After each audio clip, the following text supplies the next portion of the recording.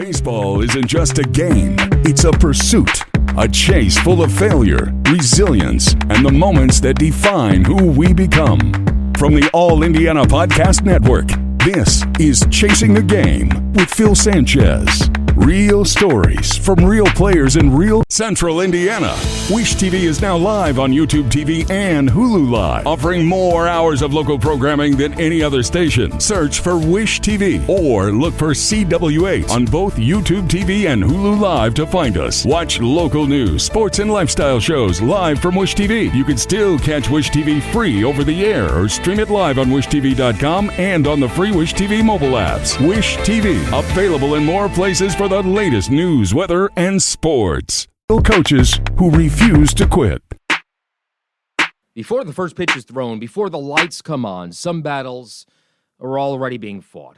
Today on Chasing the Game with Phil Sanchez, we meet a high school baseball player who learned early on that pressure doesn't just live between the foul lines. Londyn Hoffman plays baseball at Westfield High School. He's a Wright State University commit. But the reason he plays goes far beyond the game. Inspired by his younger sister, Londyn, a two-time cancer survivor, Londyn turned his family's toughest fight into a mission.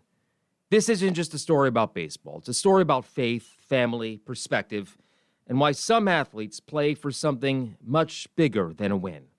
This is Londyn Hoffman's story.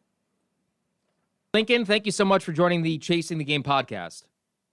Yes, sir. I'm happy to be on here. Thank you for inviting me. First question right off the bat, pun intended. Bat flips, yes or no? I mean, I'm usually just a hit the ball and run type of guy, so I'm not a huge bat flip guy myself. I love that. Respect that. Hey, the reason I started this podcast is because I've always been kind of like fascinated with where guys come from, you know, how they started playing, the ups, the downs, et cetera. So let's start from the beginning with you, okay? So who introduced you to baseball, and how did your love of the game develop? How old were you when you started playing? I've been playing the game ever since I can know. Obviously, my dad has been a huge part in it, making me a left-handed hitter, thank God. I love that, so I appreciate him for that. And also my mom, I mean, just always supporting me. And the rest of my family also just getting me into the game. And it's been great, so blessed to be a part of it. Why did you say making you a left-handed hitter, thank God? I mean, I love it. I feel like left-handed swings are more beautiful than right-handed swings, in my opinion. But I just love the swings of Ken Griffey Jr. and all those guys. I feel like it's pretty sweet, so. We should point out, because you throw right-handed. Yes, sir. Do you do everything else right-handed? Yes, sir. I throw, right, bowl. I mean, everything else is my right hand. Yeah. So, but he was adamant about you hitting lefty, huh? Yes, sir. I don't blame him. So, all right. So you're a multi-sport athlete. You played football as well, right? What else did you play? I used to play football. I played football in 8th grade, and then I stopped to play just baseball in high school. So you started focusing on baseball in high school? Yes, sir. Okay. At what age did you go from rec ball to travel ball? I would say at about like 11U, 12U, I believe. That's when you made the switch from rec ball to travel ball? Yes, sir, around there. And was that with the Rocks? Yes, I was with the Rocks. Actually, I believe it was like 9U. I started with the Rocks, and when it became like a travel team. And then it went into 12U, and yeah, now I'm here. Did you always play with the Westfield Rocks, or did you play with, any other local organization? Yeah, so I played for the Bulls for the past 2 summers, and now I'm with Canes Midwest. Nice. Yes, sir. So, I guess how instrumental were those programs in your success and just, getting your name out there? Yeah, just obviously the traveling part, going from state to state. The big ones like Atlanta, going to Lake Point, pretty much every summer is a big one. Just getting your name out and those programs helping with all the PBR stuff, which I saw that you did a podcast with. Yep. So yeah, just like getting your name out there is a big thing.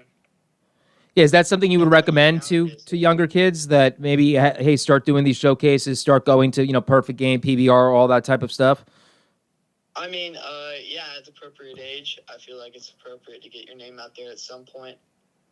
Once you're starting to get developed and show that you can be a ball player. So were you always, one thing I always hear, everybody has different stories. Some people, you hear these stories of guys like Bryce Harper, who were like, oh, he was born with a bat in his hand and he was a star since birth, blah, blah. But not a lot of guys are like that. And I think that social media and just, media in general doesn't do a good job at explaining that not everybody is Bryce Harper or, whoever, Lindor or whoever the star may be. Everybody has a different journey. So were you always like the best one on the team, or tell me about that a little bit? Where did your development come, and at what age did that happen? So obviously you grow in the game of baseball.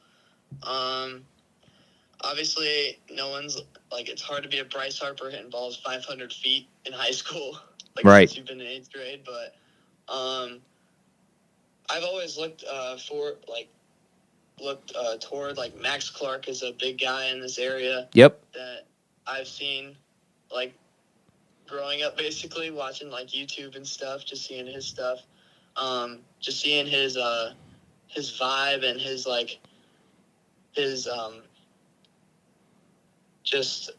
swag on like the field. Persona and swag. Yeah, he's got it all.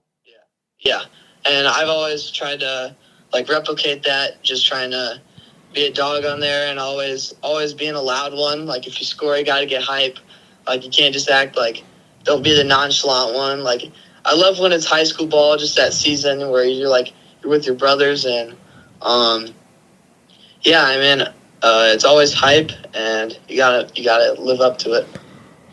How important is it being... Don't let high golf rates drive you out of bounds. Save big with the Wish TV Great Golf Club card. Central Indiana's largest golf club card membership is back for the 8th season with more courses than ever before. Save over 75% on tee times at 27 Central Indiana golf courses. All you need is the Wish TV Great Golf Club card. Cards are valid for the entire 2026 golf season. Great courses, great savings. Score your Great Golf Club card today.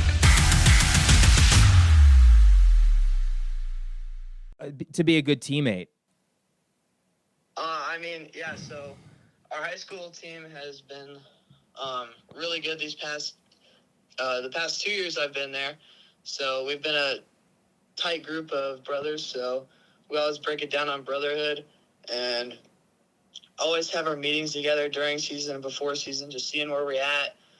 And it's always good to make sure you have connections with the guys. Like, we get together and go do something. We'll play poker some nights, go hit, drop down a cage at the high school, or just go throw. I mean, it's we can get together anytime and just bond even more. Yeah, I don't have to tell you, but baseball it's such a mentally draining and emotionally draining game. So how, especially with social media being so big these days, how do you get through those ups and downs? When we click on Instagram and Facebook or whatever the case may be, Twitter, X now, we see all the successes, but baseball's a game of failure. So how do you deal with that? Yeah, I mean, you got to realize that you can't be comparing yourself to other guys. I mean, you're yourself, and you just got to stick to what your heart is at and not with others. So you're not other guys. You're not Max Clark, or you're not this other dude that's going somewhere. I mean, you're I'm Lincoln Hoffman. I got to focus on my stuff and what I'm doing to be better and be better as a teammate, player, all the above. You spoke upon a little bit, well, I should say a lot, about the Westfield community. Tell me a little bit about how instrumental the community was in your success as a baseball player and a person, and also how the high school program has inspired you and impacted you throughout your journey. Yeah, so I've had the opportunity to start as a freshman on varsity. So that was an awesome experience going against a bunch of studs on the mound, like Jack Brown and Ethan Lund, who were draft picks that year. And, I mean, as a freshman, just going up through the process, it's good now, like reflecting on it. I feel pretty experienced, and all the coaches, like Coach Bennell, Coach Hall Manley, all those guys that have really brought me through it, Coach Lindsay.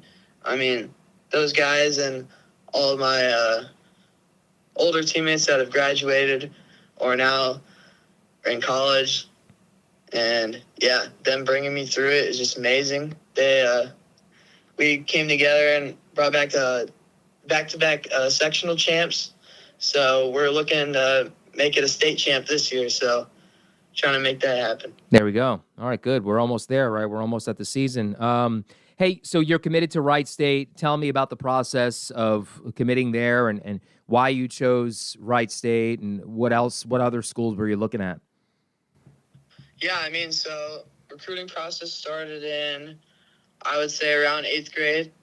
And then I believe end of my 8th grade, it was the big rule change where it had all the dead periods and all that stuff. Mm-hmm. So it was just like that switch where some kids committed right before it and all that. But you just got to trust the process through it. And, yeah, I mean, it's been a wild ride, and I like to thank my parents for getting me through it and all my coaches through the way. And I chose Wright State personally because I just love the culture there. It feels like a family. Pretty close to home out in Springfield, Ohio, so about a 2-hour drive. And, I mean, it's just a blue-collar environment, and I love it. I've loved being coached that way, and they just seem like a really close knit of guys when I all met the guys there.